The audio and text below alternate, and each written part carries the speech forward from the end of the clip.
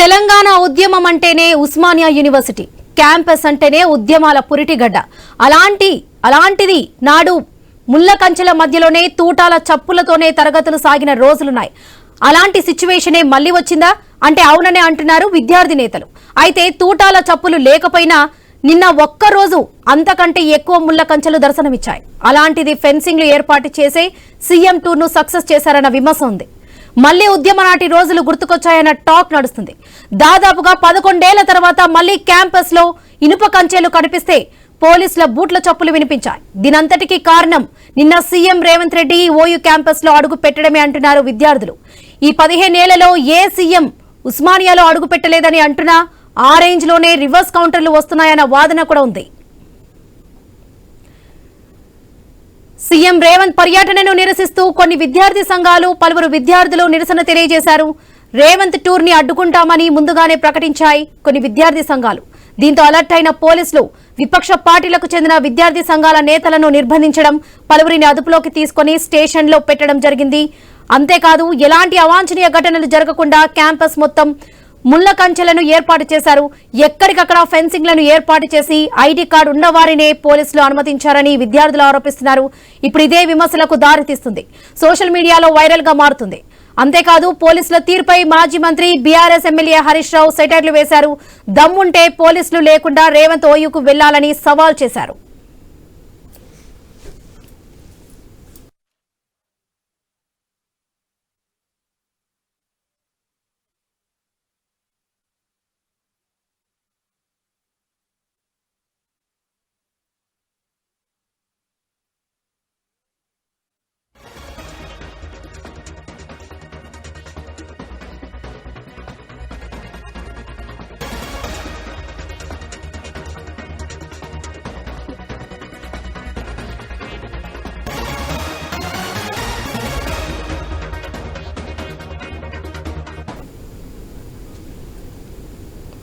ఉద్యమాల పురిటిగడ్డ ఉస్మానియా యూనివర్సిటీలో నిన్న సీఎం రేవంత్ రెడ్డి పర్యటించారు. దానికి తగ్గట్టుగా విద్యార్థులు కూడా తమ నిరసనను తెలిపారు. ఈ విషయానికి సంబంధించి పూర్తి అప్డేట్స్ మా ఇన్పుట్ ఎడిటర్ శ్రీకాంత్ అందిస్తారు. Srikanth, over to you.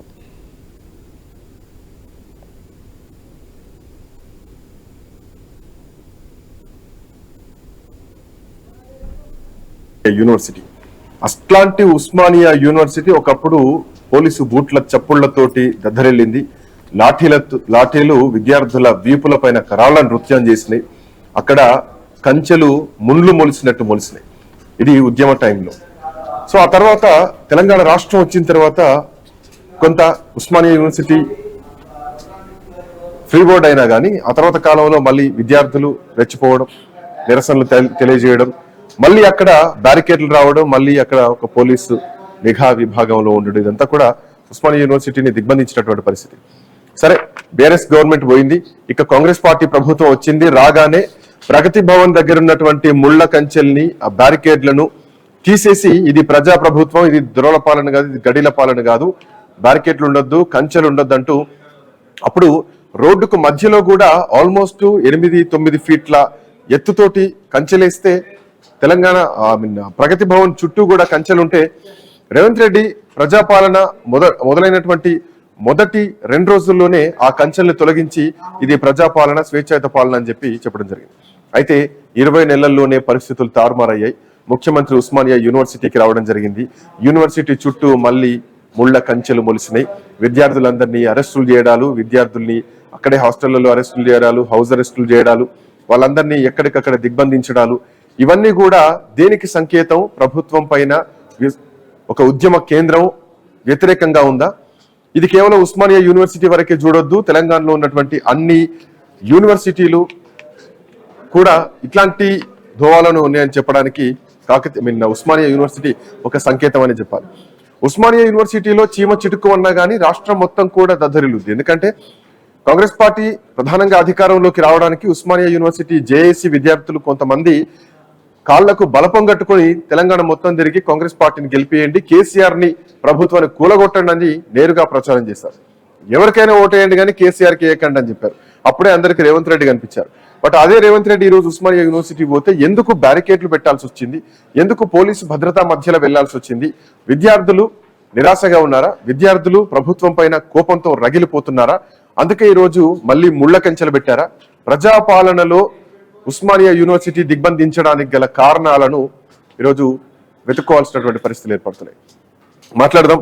Dattatreya ఎల్చాల్ గారు, బీఆర్ఎస్ పార్టీ అధికార ప్రతినిధి, ఉస్మానియా యూనివర్సిటీ విద్యార్థి విభాగం నాయకులు. ఆ తర్వాత కార్తిక్ గారు, టీపీసీసీ ప్రధాన కార్యదర్శి, మనతో పాటు ఇద్దరు అందుబాటులో ఉన్నారు. ముందుగా దత్తాత్రేయ గారు, ఇద్దరికి నమస్తే అండి, వెల్కమ్ టు డ్రైవ్. దత్తాత్రేయ గారు, ఎట్లా చూస్తున్నారు? యూనివర్సిటీలో మళ్ళీ కంచెలు మొలుస్తున్నాయి, ముఖ్యమంత్రి వస్తున్నారు, ముఖ్యమంత్రి చేస్తున్నటువంటి కామెంట్స్ కూడా డబ్బులు లేవు, కాకపోతే మళ్ళీ 100 కోట్లు ఇస్తాం, ఆర్ట్స్ కాలేజీ ముందే మీటింగ్ పెడతా, ఒక్కరినే వస్తా, పోలీస్ బందోబస్తు లేకుండా వస్తా. ఇది వాస్తవ పరిస్థితి ఎట్లా ఉంది? ఉస్మానియా యూనివర్సిటీ పైన ఐదు ప్రేక్షకులను మీకు ఐరమిస్ యజమాన్యానికి గుడ్ మార్నింగ్ అండి. ఏదైతే ఇవాళ ఉస్మానియా యూనివర్సిటీకి రాష్ట్ర ముఖ్యమంత్రి గారు 11 సంవత్సరాల తర్వాత వస్తున్నారని, యూనివర్సిటీలో పనిచేస్తున్నటువంటి చాలా మంది అధ్యాపకులు గాని, యూనివర్సిటీని తెలంగాణ ఉద్యమ కేంద్రానికి వేదికగా మార్చినటువంటి విద్యార్థులు గాని, నిరుద్యోగులు గాని చాలా కలలు కన్నారు. ఎట్లాగైనా ఈసారి ఖచ్చితంగా తెలంగాణ రాష్ట్రం వచ్చిన తర్వాత రాష్ట్ర ముఖ్యమంత్రి రేవంత్ రెడ్డి ఉస్మానియా యూనివర్సిటీకి ఒక వాగ్దానం చేశారు.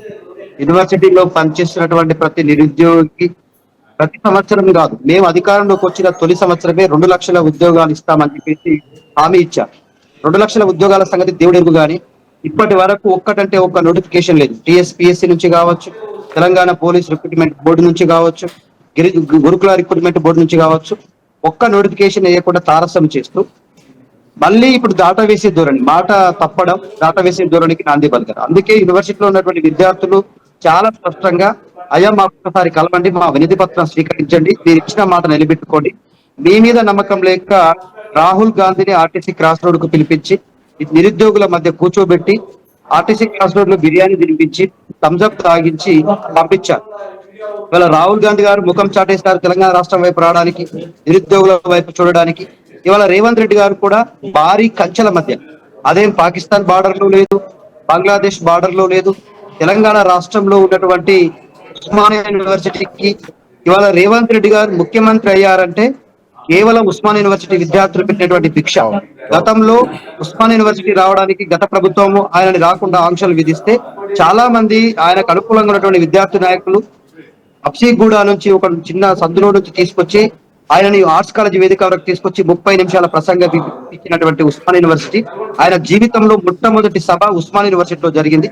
ఆ సభ తర్వాతే ఇవాళ రేవంత్ రెడ్డి గారు ముఖ్యమంత్రి స్థాయికి ఎదగడానికి ఉస్మానియా యూనివర్సిటీ మాత్రమే ఆయనకు ఒక అవకాశం ఇచ్చింది. అట్లాంటి ఉస్మానియా యూనివర్సిటీలో రెగ్యులర్ అధ్యాపకుల సమస్యలు అట్లాగే ఉన్నాయి, కాంట్రాక్ట్ అధ్యాపకుల సమస్యలు అట్లాగే ఉన్నాయి, పార్ట్ టైం అధ్యాపకుల సమస్యలు అట్లాగే మిగిలిపోయినాయి. ఇవాళ అవుట్ సోర్సింగ్ కాంట్రాక్ట్ పద్ధతిలో నాన్ టీచింగ్ స్టాఫ్ కూడా పనిచేస్తా ఉన్నది. వాళ్ళకు కూడా వీళ్ళు మేనిఫెస్టోలో పెట్టారు, చాలా స్పష్టంగా మేనిఫెస్టోలో పెట్టి మేము కాంట్రాక్ట్ అధ్యాపకులను రెగ్యులరైజ్ చేస్తాం, పార్ట్ టైం అధ్యాపకులకు 12 నెలలతో కూడినటువంటి గ్యారంటీ వేతనం ఇస్తాం, అట్లాగే నాన్ టీచింగ్ లో పనిచేసినటువంటి non teaching employees contract out sourcing లో ఉన్న వాళ్ళకు కూడా జీతాలు పెంచుతూ వాళ్ళని కూడా రెగ్యులరైజ్ చేస్తున్నారు. ఏ ఒక్క వాగ్దానం ఇవ్వకుండా, ఏ ఒక్క మాటకు సమాధానం చెప్పకుండా 2 లక్షల ఉద్యోగాలు దాటా వేసినాం. మొదటి సంవత్సరమే 2 లక్షలు అన్నావు, మొదటి సంవత్సరం అయిపోయింది, ఇప్పుడు మరో సంవత్సరంలోకి ఎంటర్ అయినాం, దాని మాట లేదు, దాని ఊసు లేదు. పోనీ అది పక్కన పోయింది కదా అని చెప్పేసి ఇవాళ యూనివర్సిటీకి వచ్చినప్పుడు యూనివర్సిటీ విషయంలో అయినా మాట మీద నిలబడతావా అంటే అది లేదు. కేవలం రేవంత్ రెడ్డి గారు ఉస్మానియా యూనివర్సిటీకి వచ్చిన తర్వాత తన సామాజిక వర్గానికి చెందినటువంటి ప్రొఫెసర్ కోదండరాంకి పోయిన పదవి ఇస్తానని మాట ఇవ్వడానికి వచ్చి ఉంది. 15 నెలల్లో నీకు పదవిని తిరిగి ఇస్తానని మాట వాగ్దానం ఇవ్వడానికి వచ్చినట్టుగా ఉంది. ఖచ్చితంగా యూనివర్సిటీ విద్యార్థులుగా మేము రేవంత్ రెడ్డి గారిని ప్రశ్నించాలను. యూనివర్సిటీలో మీరు చాలా సంవత్సరాలుగా యూనివర్సిటీకి ఒక మాట ఇచ్చింది, 2 సంవత్సరాలుగా మీరు ఒక మాట ఇచ్చింది. యూనివర్సిటీ బ్లాక్ గ్రాంట్స్ పెంచుతామన్నారు, 1000 కోట్ల రూపాయలు ప్రకటిస్తామన్నారు, దాన్ని స్వాగతిస్తున్నాం. కానీ పేపర్ కి పరిమితం కాకుండా ఖచ్చితంగా దాన్ని వాడుకలోకి తీసుకొచ్చే విధంగా, తక్షణం విడుదల చేసే విధంగా ఆర్థిక శాఖకు ఆదేశాలు ఇవ్వాలని. ఏదైతే యూనివర్సిటీలో ఉన్నటువంటి చాలా హాస్టల్స్ మినిమం ఫెసిలిటీస్ లేకుండా, వాష్రూమ్స్ లేకుండా, టాయిలెట్స్ లేకుండా చాలా ఇబ్బందులు పడతా ఉన్నారు యూనివర్సిటీ విద్యార్థులు. అట్లాగే పెరిగినటువంటి విద్యార్థుల అడ్మిషన్లకు అనుగుణంగా వాళ్ళకి క్లాస్ రూమ్స్ ఏర్పాటు చేయడం కానీ, కొత్త భవనాల నిర్మాణం కానీ, ఇవన్నీ చేయాల్సినటువంటి బాధ్యత ఉన్నటువంటి రేవంత్ రెడ్డి గారు కేవలం రాజకీయ ప్రసంగం చేయడం కోసం, గత ప్రభుత్వాన్ని విమర్శించడం కోసం మాత్రం వచ్చినట్టుగానే కనిపిస్తా ఉంది. నిజంగానే ఇది ప్రజాపాలనే అయితే దత్తాత్రేయ గారు, one second. ఖచ్చితంగా నిరుద్యోగులను కలవాల్సినటువంటి వేదిక ఉస్మానియా యూనివర్సిటీ. ఎందుకు ఇవాళ నిరుద్యోగులను కలవకుండా ముఖం చాటేసినావు? ఎందుకు ఇవాళ యూనివర్సిటీలో పనిచేసినటువంటి కాంట్రాక్ట్ అవుట్సోర్సింగ్ అధ్యాపకులను కలవకుండా ముఖం చాటేసినావు? నీ మేనిఫెస్టోలో పెట్టినటువంటి హక్కులని వాళ్ళు నీ ఆఫీస్ లో చుట్టూ, సెక్రటరియట్ చుట్టూ, నీ మినిస్టర్ క్యాబిన్ లో చుట్టూ తిరుగుతూ వాళ్ళు కాళ్ళు అరిగేదాగా వాళ్ళు తిరుగుతా ఉన్నారు. వాళ్ళకు సమాధానం చెప్పకుండా తప్పించుకొని తిరుగుతా ఉన్నాం. కేవలం దత్తాత్రేయ నేను మళ్ళీ డిసెంబర్ 9వ తారీఖు నాడు యూనివర్సిటీకి వస్తా, బహిరంగ సభ పెడతా, భారీ కంచెలొద్దు, పోలీసులు వద్దు అన్నావు కదా. యూనివర్సిటీకి నువ్వు రావాల్సిన అవసరం లేదు. మేమే నీ ప్రగతి భవన్కి వస్తాం, నీ దారులు తెరుచుకోమని అడుగుతా ఉన్నాం. పోలీసు పహార నుంచి నువ్వు బయటకు వచ్చి మా వినతి పత్రాలు స్వీకరించమని అడుగుతా ఉన్నాం. న్యాయమైనటువంటి డిమాండ్స్ ఏవైతే ఉన్నాయో నిరుద్యోగులే, ఆ సమస్యలు పరిష్కరించమని అడుగుతా ఉన్నాం. ఏదైతే గురుకుల విద్యాలయాలలో రిక్రూట్మెంట్ జరిగిందో అవి డిసెండింగ్ ఆర్డర్ లో డౌన్వర్డ్ మెరిట్ లిస్ట్ ప్రకారం దత్తాత్రేయ గారు వన్ సెకండ్ కార్తిక్ గారు కూడా ఉన్నారు, కాంగ్రెస్ పార్టీ నాయకులు ప్రభుత్వం తరఫున. కార్తిక్ గారు, ఎందుకు ప్రగతి భవన్ లో పీకేసిన కంచెలు ఉస్మానియా యూనివర్సిటీలో ఎందుకు మొలుస్తున్నాయి? ముఖ్యమంత్రి రేవంత్ రెడ్డి విద్యార్థి నాయకులతో మాట్లాడడానికి ఎందుకు మొహం చాటేస్తున్నారు? కనీసం వాళ్ళ వినతులు తీసుకోవడానికి ముఖ్యమంత్రి ఎందుకు ముందడుగు వేయట్లేదు? ఎందుకు యూనివర్సిటీకి వెళ్ళి ఒక రాజకీయ ప్రసంగం చేయాల్సి వస్తుంది? ఉస్మానియా యూనివర్సిటీ రాజకీయాలకు పనికొస్తుంది కానీ ఉస్మానియా యూనివర్సిటీ ఇదే రాజకీయాలకు బలవుతోంది అన్నది విద్యార్థి నాయకులు చెప్తున్నటువంటి మాట. ఈ మాట పైన ఏం చెప్తారు కార్తిక్ గారు? సార్, నిజంగా ఈ రోజు వీళ్ళు మాట్లాడేది ఏంటంటే హాస్యాస్పదం. అంటే మేము 10 ఏళ్ళు ఏం చేయలేదు కాబట్టి వీళ్ళు కూడా ఏమీ చేయకూడదని ఏమంటారు, వీళ్ళకు ఉన్నటువంటి ఒక సంకల్పం కనిపిస్తుంది తప్ప. సార్, అప్పటి నుంచి అంటే ప్రతి ఒక్కరు ముళ్ళ కంచెలు అంటున్నారు. నేను ఐన్యూస్ వేదిక ప్రసారం చేస్తున్నటువంటి స్క్రీన్ లోనే చూస్తున్నా. ఒక్క ముళ్ళ కంచెను చూపెట్టండి సార్, ఒక్క ముళ్ళ కంచెను చూపెట్టండి. అది Osmania university it's and designed as an through pass.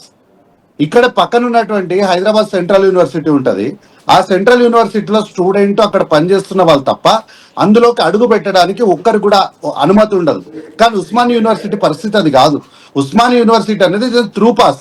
అటు ఇటు ఎవరైనా సరే, స్టూడెంట్స్ అయిన వాళ్ళు కాని వాళ్ళు, సాధారణమైనటువంటి ప్రయాణికులు ఎవరైనా సరే వచ్చిపోవచ్చు. దానికోసము రోడ్డు పక్క పొంటి వేసినటువంటి దట్స్ ఓన్లీ బ్యారికేడ్, అది అంతే మాత్రమే. అదే ముళ్ళ కంచె కాదు. అక్కడ వీళ్ళు ముళ్ళ కంచెలు తీసేసిన రేవంత్ రెడ్డి గారు ప్రగతి భవన్ ముందర అని అంటున్నారు. మీరు నివాసం ఉంటున్న ఇంటి చుట్టూ దాదాపు 10-15 ఫీట్ల హైట్ లా ముళ్ళ కంచెలు వేసుకున్నారు. దాన్ని పట్టుకుంటే ఎలక్ట్రిక్ షాకులు పెట్టిండ్రు. ఈ రోజున్న పరిస్థితిలో ఒక సందర్భం జరుగుతున్నప్పుడు it's a basic thing sir, అది వేయడం అనేది. దాన్ని కూడా వీళ్ళు రాజకీయం చేస్తున్నారు. ఈ రోజు హరీష్ రావు గారు వచ్చి మాట్లాడుతున్నారు. నిజంగా హాస్యాస్పదం. నేను ఒక మాట సూటిగా అడుగుతున్నా, ఈ రోజు మా హయాంలో ముఖ్యమంత్రిగా ఉన్నటువంటి రేవంత్ రెడ్డి గారు ఉస్మానియా యూనివర్సిటీకి వచ్చి ఈ రోజు అక్కడ మాట్లాడిండు. 25 సంవత్సరాలుగా ఒక్క ముఖ్యమంత్రి అక్కడ అడుగు పెట్టలేదు. వీళ్ళు 10 ఏళ్ళ అధికారంలో ఉన్నాడు, ఒక్కనాడు అసలు దాని వైపు కూడా చూసిన సందర్భం లేదు వీళ్ళది. వీళ్ళు ఏదో ఈ రోజు నోటిఫికేషన్ల గురించి, ఉద్యోగాల గురించి మాట్లాడుతున్నారు. అసలు మీరు ధర్నా చౌక్ ని ఎత్తేసినటువంటి వీళ్ళు ఈ రోజు వచ్చి అదే ధర్నా చౌక్ లో వచ్చి ప్రశ్న వేస్తాం మేము ప్రజాస్వామ్యం అని వీళ్ళు మాట్లాడుతున్నారు. కొంచెం మనస్సాక్షి ఉంటుందా సార్ వీళ్ళు మాట్లాడేటప్పుడు? కొంచెమైనా ఒక్కసారైనా మేము 10 ఏళ్లలో ఏం చేసినాము, ఈ రోజు మేము మాట్లాడడానికి మాకు ఉన్నటువంటి నైతిక హక్కు ఏంటి, అర్హత ఏంటి అనేది మాట్లాడుకోవాలి కదా కొంచెమైనా. ఈ రోజు అక్కడ జరిగిన సందర్భం ఏంది? ఆయన అక్కడ ఒక సందర్భం, ఆ ఒక ఇనాగరేషన్ కోసం వచ్చింది. వీళ్ళు మళ్ళీ ఏమంటారు, ఆ ఇనాగరేషన్లన్నీ మేమే శంకుస్థాపనలు చేసినామండి. ఎస్, కరెక్ట్, మేము కూడా అదే అంటారు. మీరు శంకుస్థాపనలు మాత్రమే చేసిండ్రు, నిధులు ఎవరు ఇచ్చిర్రు? మీరు ఇచ్చిర్రా నిధులు? ₹1 నిధులు ఇచ్చినట్టు మీరు ఆధారాలు చూపెట్టండి, నేను చూపిస్తా. అఫీషియల్ డాక్యుమెంట్ తో చూపిస్తా, విత్ డేట్ చూపిస్తా. తప్పైతే నా మీద కోర్టుకు వెళ్ళండి, కేసులు ఏంటి, నేను ఎదుర్కొంటా దానిపైన. మీరు ఇనాగరేషన్ లేచి సమాధుల తోటలో కదా శిలా పథకాలు పెట్టినట్టు శిలా పథకాలు పెట్టి ఈ రోజు ₹1 నిధులు ఇవ్వకుండా మీరు దాన్ని నిర్వీర్యం చేశారు మొత్తం ఉస్మానియా యూనివర్సిటీని.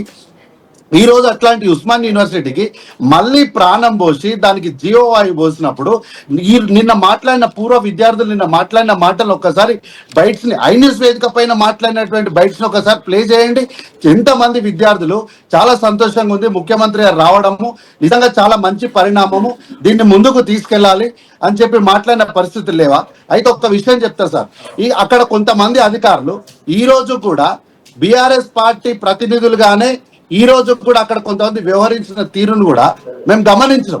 నేను ఒక మాట చెప్తున్నా, మీరు అధికారంలో ఉన్న ప్రభుత్వంతో కలిసి పనిచేయాలి, పార్టీలతో కలిసి పనిచేయద్దు. ప్రభుత్వ విధానం ఎట్లుందో ఆ విధానం ప్రకారమే పనిచేయాలి. అట్లా కాకుండా మీ ఇష్టానికి మీకున్నటువంటి ఒక ప్రత్యేకమైన అంటే మీ మనసులో ఉన్నటువంటి వ్యక్తిగతమైనటువంటి విషయాలను ప్రభుత్వ విధానంగా చూపించే ప్రయత్నం చేస్తే దాని ఆధారం దొరికినప్పుడు మీ వెనక ఉన్నవాడు మాత్రం మిమ్మల్ని ఏ రోజు కూడా కాపాడాడు. అందుకే ముఖ్యమంత్రి గారికి ఈ రోజు ఎవరో వచ్చి సవాల్ చేస్తారంట. బట్ యూనివర్సిటీకి వెళ్ళి యూనివర్సిటీ అభివృద్ధి కోసమా, విద్యార్థుల కోసమా, విద్యా వ్యవస్థ గురించి మాట్లాడకుండా పాత ప్రభుత్వాల గురించి కేసీఆర్ గురించి ప్రస్తావించాల్సినటువంటి అవసరం ఏంది? అది పొలిటికల్ సభలాగా అయిపోతుంది. ఒక యూనివర్సిటీకి వెళ్ళి విద్యా కేంద్రానికి వెళ్ళి ఎందుకు పొలిటికల్ డిస్కషన్స్ ఎందుకు చేయాల్సి వస్తుందనే ప్రశ్న. కాదు సార్, కేసీఆర్ గారి గురించి కానీ బీఆర్ఎస్ పార్టీ గురించి కానీ మాట్లాడడానికి మాకు ఎట్లాంటి ఇంట్రెస్ట్ లేదు, మాకేం షోక్ లేదు. ఒక పని చేయండి, ఈ తెలంగాణ సమాజంలో మా ఆనవాళ్ళు కానీ మాకు సంబంధించిన విషయాలు కానీ మీరు ఏమి మాట్లాడదు, ఎందుకంటే మాకేం సంబంధం లేదు కానీ వాళ్ళని ఒక లెటర్ ఇవ్వమనండి, వాళ్ళ పేరు కూడా ఇస్తాం మేము. వాళ్ళ 10 ఏళ్ల పాపం ఓడిపోయింది కాబట్టి అంత అయిపోయిందంటే నడవదు సార్. వాళ్ళ కథ అయిపోలేదు, ఇంకా వాళ్ళ కథ ఇంకా చాలా ఉంది. వాళ్ళ గురించి మాట్లాడేటివి ఇంకా చాలా ఉన్నాయి. వాళ్ళు చేసిన పాపాలన్నీ కూడా 10 ఏళ్ల పాపాన్ని ఇంకా ప్రజలకు సవివరంగా వివరించాల్సిన అవసరం చాలా ఉంది. మా పేరు ఎత్తొద్దు, మా గురించి మాట్లాడొద్దు అంటే ఎట్లా? ఇది రాజకీయ వ్యవస్థల ప్రజాస్వామ్యంలో మీ ప్రధాన ప్రతిపక్ష నాయకుల గురించి మాట్లాడకూడదు అంటే మీరు ఆ హౌదాను విడిచిపెట్టండి. మీ గురించి మేము మాట్లాడం. ఒక ముఖ్యమంత్రి, ఒక సర్వింగ్ సీఎం వచ్చినప్పుడు, అది రేవంత్ రెడ్డి గారు కావచ్చు, జగన్మోహన్ రెడ్డి గారు కావచ్చు, ఇంకొకరు కావచ్చు, సర్వింగ్ సీఎం వచ్చినప్పుడు ప్రోటోకాల్ ప్రకారం అందరు అధికారులు వస్తారు. అది పోలీస్ శాఖ వస్తారు, తర్వాత మిగతా ఇంటెలిజెన్స్ వాళ్ళు వస్తారు, అన్ని శాఖలు వస్తారు. ఒక ముఖ్యమంత్రి దగ్గర మీరు పోలీసులు ఉండొద్దు అంటున్నారు కదా.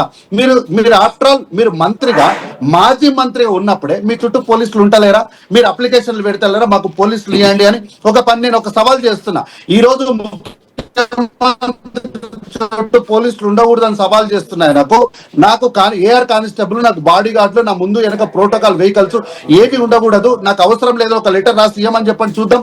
కాబట్టి మీరు మాజీలైన మీకే మీ చుట్టూ పోలీసులు ఉండాలని కోరుకుంటారు, కానీ ఒక సర్వింగ్ సీఎం కి సెక్యూరిటీ ఇవ్వద్దని మీరు అంటున్నారు.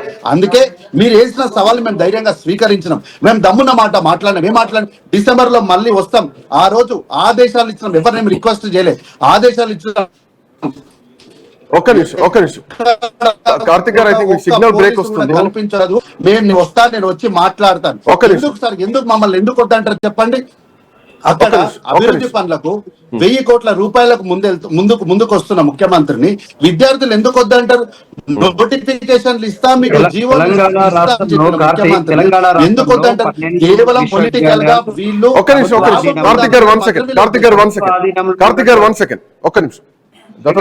తెలంగాణ రాష్ట్రంలో ప్రభుత్వ అధీనంలో 12 విశ్వవిద్యాలయాలు ఉన్నాయి. ఉస్మానియా యూనివర్సిటీకి రాష్ట్ర ముఖ్యమంత్రి వచ్చాడంటే ఆ 12 విశ్వవిద్యాలయాల సంబంధించినటువంటి రెగ్యులర్ అధ్యాపకులు, కాంట్రాక్ట్ అధ్యాపకులు, యూనివర్సిటీలో చదువుతున్నటువంటి విద్యార్థులు కోటి ఆశలతో ఉంటారు. ఈయనేమన్నా బడ్జెట్ కేటాయిస్తాడా, బ్లాంక్ గ్రాంట్ ఏమన్నా పెంచుతాడా, లేకపోతే కాంట్రాక్ట్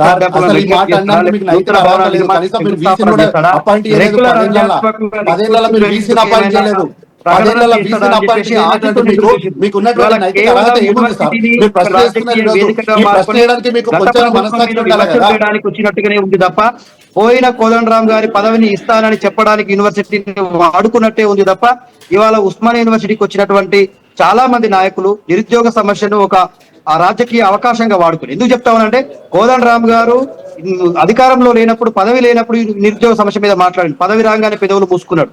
ఇవాళ రియాజ్ గారు స్టేట్ లైబ్రరీ చైర్మన్ అయినరు, నిరుద్యోగ సమస్యల మీద మాట్లాడింది, పదవి రాగానే పెదవులు మూసుకున్నాడు. ఇవాళ బల్మూరి వెంకట గారు ఇదే సమస్యను మాట్లాడిన యూనివర్సిటీ కేంద్రానికి ఉద్యమాలు చేసి ఆయన యూనివర్సిటీతో సంబంధం లేకపోయినా యూనివర్సిటీని వాడుకునే నాయకుడేండు.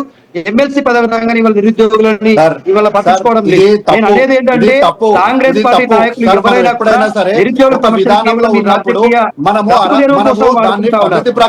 ఉంటే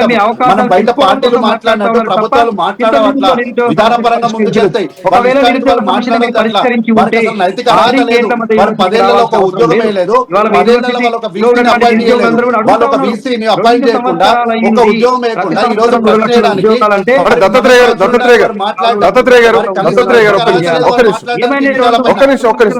గారు 1 సెకండ్. దత్తాత్రేయ గారు ఆయన అనే మాటల్లో కూడా కొంత అర్థం ఉంది.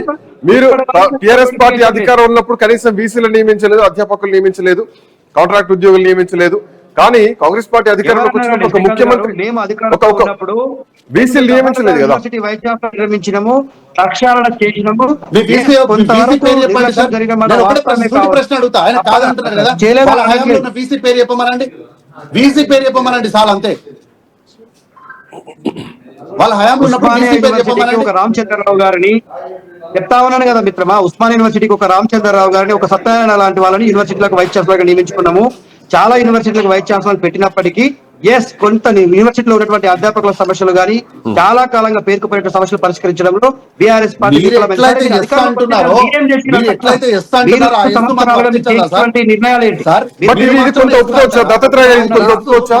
కనీసం సరే కంచెలు పెట్టారా, ముళ్ళ కంచెలు పెట్టారా, ఆ విషయం అట్లుంటే అందరికీ వర్తిస్తుందా ఎస్? సెక్యూరిటీ కాబట్టి పరంగా మనం అనుకుంటే మాట్లాడేటప్పుడు ఒకప్పుడు కేసీఆర్ కనీసం యూనివర్సిటీకి పోలేదు, రాష్ట్రపతి వచ్చినప్పుడు తప్ప యూనివర్సిటీ పోలేదు, అప్పుడు కూడా పెద్దగా మాట్లాడింది ఏం లేదు. బట్ ఒక ముఖ్యమంత్రి ఇనిషియేటివ్ తీసుకుని యూనివర్సిటీ పోయి మళ్ళీ వస్తామని కూడా ఒక మాట వచ్చారు కదా. యూనివర్సిటీకి రాలేదు, గత ముఖ్యమంత్రి యూనివర్సిటీలకు రాలేదు, కానీ ఏ యూనివర్సిటీ కూడా రూపాయి బడ్జెట్ విడుదల చేయకుండా ఆపలేదు. ఏ యూనివర్సిటీలో కూడా ప్రాథమికమైనటువంటి ఎక్విప్మెంట్స్ కానీ రిక్వైర్మెంట్స్ కానీ జరగకుండా ఆపలేదు.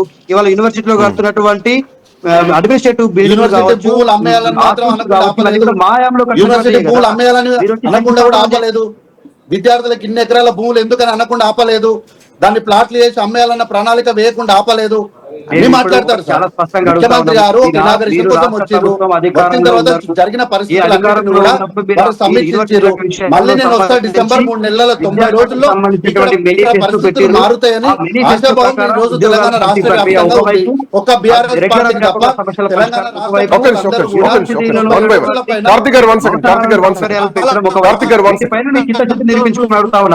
యూనివర్సిటీకి రావడం అంటే రాజకీయ ప్రసంగం చేయడం కోసం మాట నెరవేర్చుకోమని అడుగుతా ఉన్నాం. ఒకటే అండి శ్రీకాంత్ గారు, నేను ముఖ్యమంత్రి గారికి పూర్వ యూనివర్సిటీ ఉస్మానియా యూనివర్సిటీ విద్యార్థిగా తెలంగాణ ఉద్యమంలో ఆ యూనివర్సిటీలో ఉద్యమంలో పాల్గొనేటువంటి విద్యార్థి నాయకులుగా యూనివర్సిటీలో ఉండేటువంటి సమస్యలు మేము కళ్ళారా చూసినాం. గత ప్రభుత్వ పాలకులైనా ఈ ప్రభుత్వ పాలకులైనా కూడా మేము కోరేది ఏంటంటే యూనివర్సిటీలను కేవలం రాజకీయ అవకాశాలకు వేదికలుగా వాడుకుంటా ఉన్నారు తప్ప యూనివర్సిటీలో ఉన్నటువంటి చాలా దశాబ్దాల కాలంగా పేరుకుపోయిన సమస్యలు పరిష్కరించడంలో ఏ ఒక్కరు కూడా చిత్తశుద్ధిని చూపట్లేరు అనేటువంటిదే మా ఆవేదన. ఇవాళ ముఖ్యమంత్రి రేవంత్ రెడ్డి గారు ఒక మేనిఫెస్టో ప్రకటించిందండి. విద్యా సంవత్సరానికి సంబంధించి ప్రతి సంవత్సరం మేము అధికారంలోకి రాగానే ఖచ్చితంగా నూతనమైనటువంటి రిక్రూట్మెంట్స్ చేస్తామని చెప్పారు. ఎక్కడికి పోయిందండి? 2 సంవత్సరాలు అవుతుంది నూతనమైనటువంటి రిక్రూట్మెంట్స్ జరగట్లేదు. దాదాపుగా తెలంగాణ రాష్ట్రంలో ఉన్నటువంటి కార్తిక్ గారు ఆయన మాటల్లో కూడా అర్థం ఉంది. గత ప్రభుత్వం ఇచ్చినటువంటి నోటిఫికేషన్లనే మీరు ఫిల్ చేస్తున్నారు తప్ప మీరు ప్రకటించిన జాబ్ క్యాలెండర్ గానీ, మీరు ఇస్తున్నటువంటి ఉద్యోగాలు గానీ, సో అన్ని విషయాల్లో కూడా ఇప్పుడు కనీసం ఎట్లాంటి యాక్టివిటీ లేదు కదా. జాబ్ క్యాలెండర్ సంవత్సరానికి 2 లక్షలు ఇస్తా అంటే ఇది 2వ సంవత్సరానికి వచ్చింది. కాదు సార్, ఇప్పుడు ఈ 60,000 ఉద్యోగాలు మావి అని వీళ్ళు పేటెంట్ తీసుకుంటున్నారు కదా. వీళ్ళ హయాంలో జరిగిన అప్పులు మావి, ఆ అప్పుల పైన మాకు పేటెంట్ ఉంది, మీరు కట్టొద్దు, మేము వచ్చినాకనే కట్టుకుంటామని అంటారా వీళ్ళు? అన్నారు కదా. అది ప్రభుత్వం, అది government to government, party to party కాదు కదా. గవర్నమెంట్ టు గవర్నమెంట్ మారుతా ఉంటాయి కానీ పనులు ఆపదు కదా. ఇచ్చినాం సార్ మేము ఉమ్మడి ఆంధ్రప్రదేశ్ లో జంబో డిఎస్సి ఇస్తే ఆ జంబో డిఎస్సి కి సంబంధించిన నియామక పత్రాలు తెలంగాణ రాష్ట్రం వచ్చిన తర్వాత దాదాపు 6,000 నియామక పత్రాలు గౌరవ కల్వకుంట్ల చంద్రశేఖరరావు గారు ఇచ్చారు. అప్పుడు మేము ఏ రోజు కూడా ఇది మాది అని మేము పేటెంట్ కోసం ప్రయత్నం చేయలేదు. ఇది ప్రభుత్వం సార్, ఇది కంటిన్యూస్ ప్రాసెస్. ఎవరి హయాంలో వస్తుందో వాళ్ళే ఇవ్వాలి. మీరు మరి అన్ని పెట్టిన వాళ్ళు నియామక పత్రం ఇవ్వడానికి ఏం ఆపింది మిమ్మల్ని అంటే, మళ్ళీ ఎన్నికలు వచ్చినప్పుడు ఈ 60,000 ఇచ్చి ఇగో మేము 60,000 ఉద్యోగాలు ఇచ్చినాం, మేము ఓట్లు వేయించుకున్నాం, మీ రాజకీయ క్రీడనా ఇది? అట్లా కాదు సార్. ఇది ప్రభుత్వము విధానం ఉంటుంది, విధానం పైన ముందుకెళ్తుంది. అక్కడ ఒక ఇనాగరేషన్ కి వచ్చిండు ఆయన. వచ్చిన తర్వాత జరిగిన పరిస్థితులు, పరిణామాలు, అక్కడ ఉన్న పరిస్థితులు అన్నింటిని కూడా ఆయన సమీక్షించుకున్నాడు, మొత్తాన్ని కూడా క్రోడీకరించుకొని అందుకే 90 రోజుల టైం తీసుకున్నాడు. అక్కడే ఒక కమిటీని ఆర్గనైజ్ చేయమన్నాడు. ఆ కమిటీలో అందరిని పెట్టమన్నాడు, విద్యార్థులను పెట్టమన్నాడు, ఉద్యోగులను పెట్టమన్నాడు, వీసీలు, ఎడ్యుకేషన్ కి సంబంధించిన ఎంప్లాయీస్ అందరిని పెట్టి ఏం కావాలో అడగమన్నాడు. చాలా స్పష్టంగా మాట్లాడుతూ రాష్ట్ర ఖజానా ఖాళీ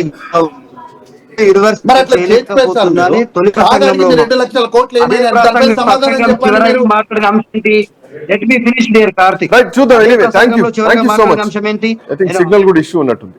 thank you so much Dattatreya garu, thank you so much Karthik garu. Osmania యూనివర్సిటీకి ముఖ్యమంత్రి రేవంత్ రెడ్డి పోయొచ్చిన తర్వాత రకరకాల విమర్శలు వినిపిస్తున్నాయి. ప్రగతి భవన్ లో తీసేసినటువంటి బ్యారికేడ్స్, ఇనుప కంచెలు మళ్ళీ ఉస్మానియా యూనివర్సిటీలో వేయాల్సినటువంటి అవసరం వచ్చింది. విద్యార్థులు తిరగబడతారన్నటువంటి ఉద్దేశంతో ముఖ్యమంత్రి భారీ సెక్యూరిటీకి పోయారు. తన ముఖ్యమంత్రికి ఉండాల్సినటువంటి సెక్యూరిటీ మినిమం ఉండాల్సిందే.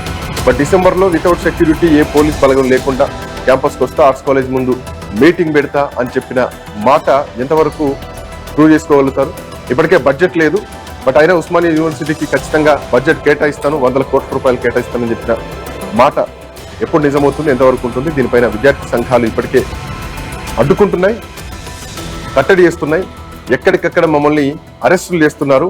ఇట్లాంటి బందోబస్తు మధ్య, ఇట్లాంటి అణచివేత మధ్య ముఖ్యమంత్రి వస్తున్నారని చెప్పేసి ప్రతిపక్ష విద్యార్థి నాయకులు మాట్లాడుతున్నటువంటి అంశం. చూద్దాం, ఉస్మానియా యూనివర్సిటీకి ఒక మహర్దశ డిసెంబర్లో రాబోతోందా? Let's see. That's all for now. Next updates continue అయితే కీప్ వాచింగ్.